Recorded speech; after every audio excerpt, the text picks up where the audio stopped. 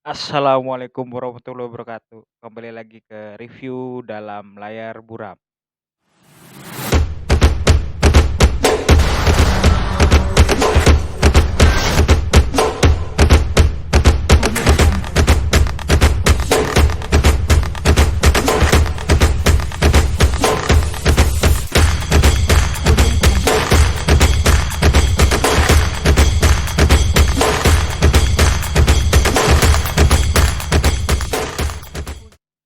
Oke, kali ini kita mau ngomongin salah satu film yang istilahnya lagi banyak diomongin karena banyak kontroversi yang timbul dari film ini ya. Jangan lagi banyak. Tuh. Bilang sama dia, lain kali kalau mau ngewek sama laki orang udah hotel jadi mobil. Murahan. Ini film judulnya Selesai, Beres, Tamat. Lebih tepatnya selesai doang sih. Ini sutradaranya Bapak Tompi ya dan penulisnya naskahnya Darto dan ini juga kolaborasi ini kayaknya yang kedua kali setelah film Pretty Boys yang kemarin dibintangi Vincent sama Desta. Kali ini sih cast-nya Indonesia banget, Bapak Gading Martin ya. Terus habis itu ada Ariel Tatum, Anya, Anya Geraldine, Marini Sumarno, Tika Pangabean sama si Imam Darto sendiri. Nah, oke kali ini film ini tentang perselingkuhan sih sebenarnya. Eee, Tentang perselingkuhan dalam hal ini yang namanya Broto yang diperankan oleh Gading Martin ini selingkuh dari istrinya si Ayu yang dimainkan oleh Ariel Tatum. Kebetulan juga ini film kayaknya kategorinya comeback-nya Ariel Tatum ke dunia peran ya. Kayaknya udah lama banget kayaknya Ariel Tatum nggak main di suatu film juga dan emang secara teknis sih, ini cukup banyak kontroversi karena mungkin masalah social justice warrior-nya ini emang agak ribet nih. Secara teknis sih kalau cerita emang cukup cukup mengejutkan karena emang film ini ada beberapa hal yang bikin kita cukup menganga. Mungkin untuk untuk, kesannya untuk orang Indonesia mungkin agak susah diterima karena biasanya ngertinya kan kalau misalkan orang jahat, biasanya di film terakhir itu, bakal istilahnya tobat atau enggak menyesal gitu istilahnya. Terkait cerita ini juga, dari Bapang Supri nih kayaknya ada opini lagi tambahan mungkin ya dari Bapang Supri nih. Oke, terima kasih Bang Bewok. Jadi ada 2 hal ya soal film ini ya selain kontroversi yang emang saat ini rame banget dan viral di Twitter dan medsos yang lain. Eee, Kalau saya sih lebih tertarik dengan itu ya, kenapa jadi ribut, karena sebenarnya ada 2 sisi yang lain dari film yang harusnya nggak dalam sebuah kritik sebuah film tuh ada 2 ya, filmnya sendiri dan di luar film. Nah, di luar film ini yang secara teknis nggak ada nyambung dengan film, malah jadi keramaian di kita. Nah, kalau dari sisi film sih menurut saya pribadi, bagus-bagus aja, di luar soal lighting yang, lumayan mengganggu, bagus-bagus aja. Soal bahwa si tokoh, siapa, Ayu yang spoiler ya, agak spoiler bahwa dia korban tapi kenapa malah jadi begitu, itu karena ya ceritanya gitu, gimana lagi cerita yang dipilih Tompi emang kayak gitu, dan kita nggak bisa mengikuti saran Bapak Harmoko, Menteri Penerangan legend kita, bahwa tontonan harus menjadi sebuah tuntunan, kecuali kita menonton acara Azab Indosiar mungkin ya. Pak, sabar Pak, sabar. Tenang Pak, kami ini mau bantu Bapak, sabar Pak, sabar tenang. Ya. Jadi sah-sah aja dalam sebuah film menurut saya, ada genre film semacam black comedy yang tokoh nggak harus menang, jagoan bisa kalah dan semacam itulah. Mungkin selanjutnya Bang Bewok. Sebenarnya saya banyak apresiasi untuk pembuatan naskah dari Bapak Imam Darto ini ya, bisa dibilang, tingkatannya sebenarnya, cukup liar sih sebenarnya kategorinya dan emang kalau mau ditanya emang banyak banget sih film juga yang istilahnya penjahat menang kayak gitu kan emang udah di tingkatnya udah sebenarnya tingkatnya udah umum sih sebenarnya nggak terlalu itu mungkin kategorinya yang, pemenang penjahat jadi pemenang itu kayaknya kayak misalkan I Care a Lot kayak gitu ataupun kayak kayak beberapa film lain seperti Trainspotting juga kategorinya kan bukan orang yang akhirnya malah mengkhianati kayak misalkan gitu, Uncut Gems juga, ya mungkin juga sebenarnya ini agak-agak kontroversial mungkin karena masalahnya, eee, umum sih ya jadinya kayaknya untuk Indonesia juga masih agak kurang diterima, kayak waktu dulu juga sempat ada kontroversi soal film The War of Marriage yang Korea juga kan emang sempat bikin, eee, gemes, kalau misalkan ini, kalau misalkan suami istri duduk yang diuyel-uyel sama istrinya pasti suaminya yang di sebelah gitu ceritanya kalau lagi nonton film ini biasanya ya kalau saya lihat ya. Dan emang kalau misalkan di tingkat dari teknis emang sangat mengganggu ini, lighting-nya entah kenapa banyak bikin muka dari para aktor ini backlight sih, secara teknik ya. Kalau di tingkat color grading sebenarnya agak lumayan bagus karena dia berani gitu main di tingkat, ya istilahnya agak gelap-gelap gini sih. Saya cukup apresiasi sih kalau memang si Tompi ini emang nekat membuatnya seperti ini ya sih, cuman memang kayaknya sih persiapannya agak kurang mateng ya kalau dilihat.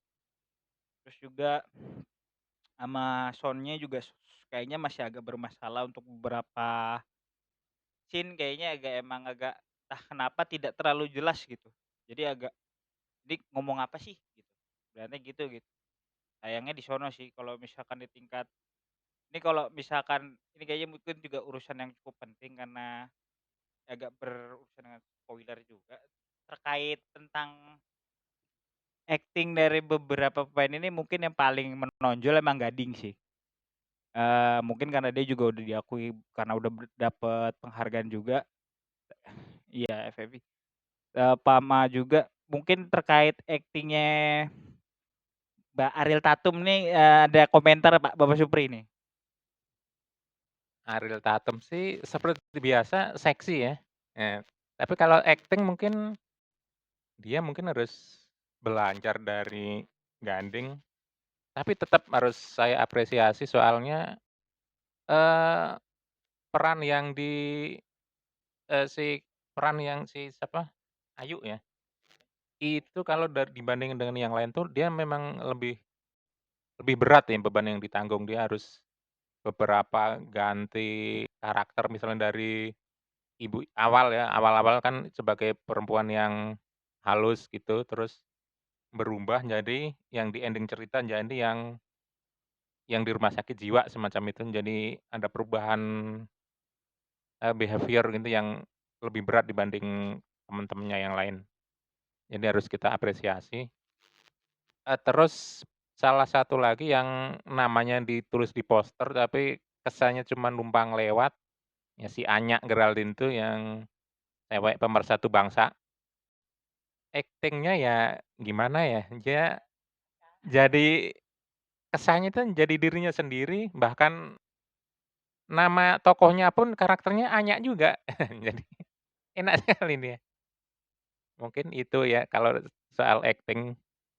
Mungkin juga terkait, di sini kan ada sebenarnya ada minor karakter kayak misalkan si Imam Darto yang jadi Bambang kayaknya mungkin kategorinya, apa ya, bercandaannya mungkin kategorinya terlalu kekinian sih sebenarnya.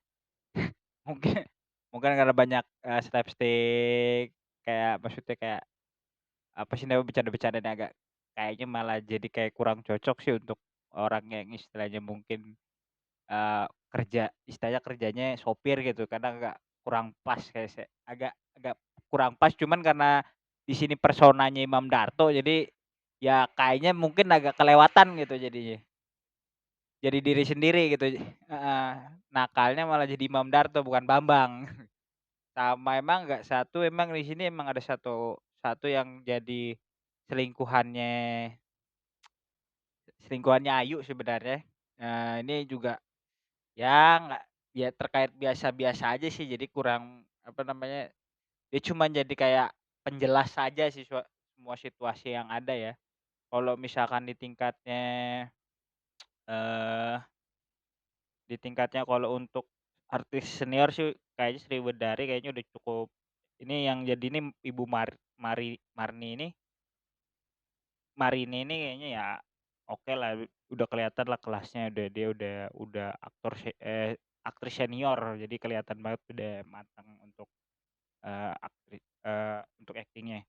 Wah, termasuk juga ada untuk sutradara emang ada salah satu adegan yang sebenarnya cukup cukup cukup stealing buat di mind saya saat, eee, mmm, Marini Sumarno ini ada kayak suatu stealing adegan di mana dia kayak ada menjelaskan ini benar-benar terjadi perselingkuhan yang walaupun di akhir cerita ternyata tidak gitu, itu cukup stealing juga. Tapi in mind, jadi emang Tompi di sini kayaknya sengaja mengaburkan story-nya sedikit di tengah film ya kalau saya bilang ya. Paling itu, dan kalau misalkan dibilang, eee, sebenarnya sih lebih ke film ini sebenarnya sayangnya cuman satu sih, agak kurang megah aja sih kalau buat gue ya. Itu doang sih, walaupun ceritanya karena pada dasarnya cukup bagus. Sayang kalau misalkan digarapnya cuma seperti ini ya, maksud saya itu ya. Kira-kira Bapak Supri ada lagi tambahan? Mungkin soal tadi, apa tadi, kemegahan pembangunan itu ya, mungkin karena dipikirnya Tompi ini karena diputar terbatas atau gimana, lebih bagus lagi kalau ini diputar di bioskop kan yang pasti akan lebih rame viralnya kali.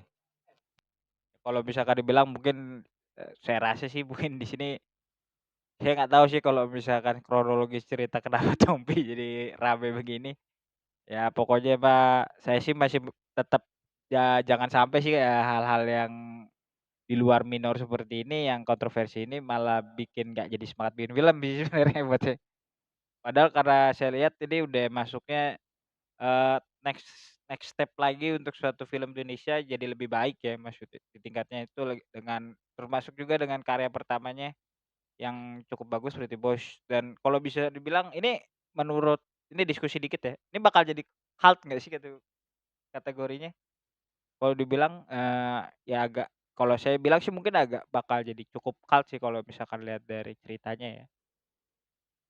Menurut aku sih, mungkin dalam beberapa tahun ke depan si Tompi lebih dikenal sebagai sutradara, apa film pertamanya itu, Pretty Boys daripada sutradara Selesai ini. Menurut saya secara umum, tapi sekarang nih emang dia lagi heboh-hebohnya film ini.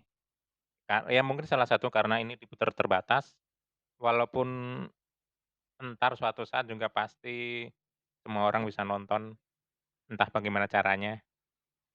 Tahu sendiri kan kita orang Indonesia paling jago untuk nonton film. Oh, satu lagi soal itu ya, tadi si peran ibu tadi, Ibu Marini Sumarno tadi, Ibu Sri Bedari ya, itu kok mengingatkan saya pada adegan khas sandiwara komedi Sri Mulat, lawak Sri Mulat dulu. Biasanya dalam sebuah cerita, setelah keramaian ke sana ke sini, biasanya tentang salah paham, akan ada tokoh sentral, tokoh senior, biasanya Asmuni atau Tarsan belakangan yang memang pinter untuk, eee, ngomong nasihat, ngasih nasihat gitu, melerai tokoh-tokoh yang bersengketa.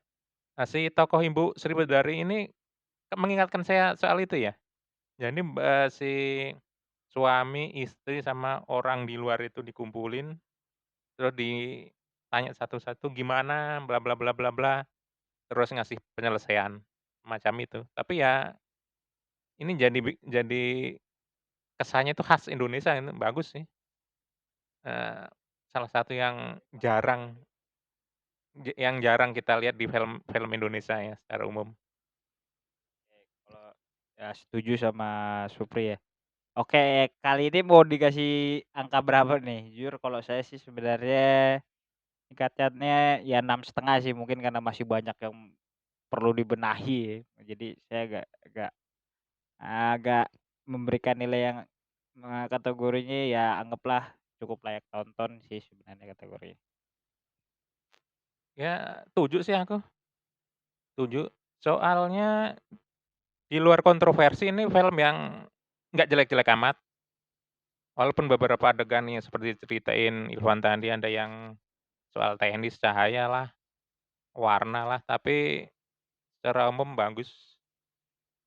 Dan saya dalam posisi nggak menyetujui atau menolak soal kontroversi soal mental illness ya, soal perempuan yang kesannya kok dikalahkan.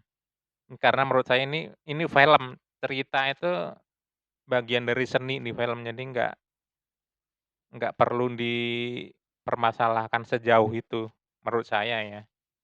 Bukan berarti saya mendukung seperti yang di dalam cerita itu sih, gandeng kok kesannya jadi protagonis gitu. Menurut saya ya ini film, film aja jangan dipikir jauh-jauh. Ya, diakhirin kan, film jangan dipikirin terlalu jauh, paling cuma dipikirin gimana kreatifnya bikin itu aja ya, cerita. Kreativitas yang penting nomor satu sih. Oke, akhir kata saya ucapkan assalamualaikum warahmatullahi wabarakatuh dan nanti kembali lagi ke film-film berikutnya, ada review ulasan film dari RDLB berikutnya. Terima kasih.